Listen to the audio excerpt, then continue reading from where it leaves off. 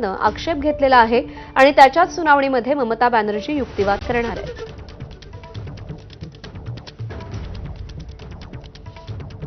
पुणे मुंबई द्रुतगती मार्गावरती gas tanker पलटी झाल्यानं 16 तास उलटले तरी वाहतूक अद्यापही ठप्प आहे। पुणे मुंबई द्रुतगती मार्ग असो की जुना पुणे मुंबई महामार्ग असो, या दोनही मार्गांवरती 20 ते 22 किलोमीटर वाहनांच्या रांगा लागल्यात। एक्सप्रेसवेवरून आज प्रवास टाळा असं आवाहन महामार्ग पोलिसांनी केलंय। आडोशी बोगद्याजवळ हा टँकर पलटी झालेला आहे आणि या टँकरमधून गॅस गळती सुरू होती, त्यामुळे कमालीची कोंडी झाली आहे। सुरक्षेच्या कारणास्तव महामार्गाची एक लेन पूर्णतः बंद ठेवण्यात आली आहे। आढावा घेतलाय नाझिमुल्ला यांनी, पाहूया।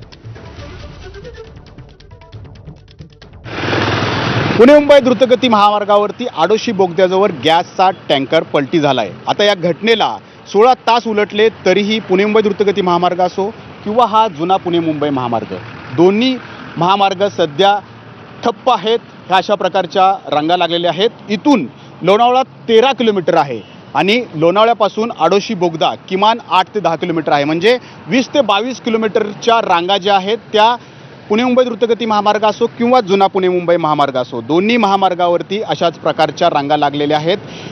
एक्सप्रेसवेवरती ही परिस्थिती असल्यामुळं अनेकांनी या महामार्गाचा अवलंब केला, परंतु त्यांनाही इथं अशा प्रकारे वाहतूक कोंडीला सामोरं जावं लागतंय।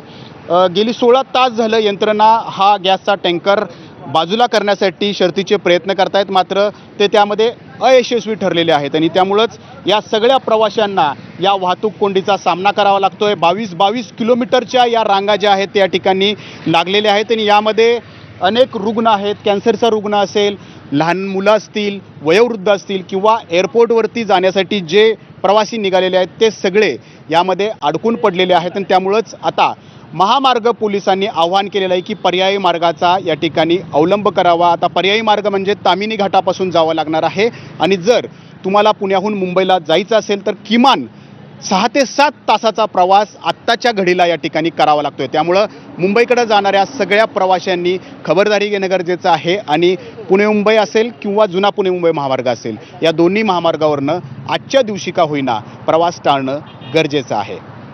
नाझिमुल्ला, एबीपी माझा, लोणावळा, पुणे। आणि चंद्रपूरमधला सत्ता संघर्ष काही संपत नाहीये। चंद्रपूरमध्ये ठाकरेंची शिवसेना भाजपसोबत जाण्याला अजूनही हिरवा कंदील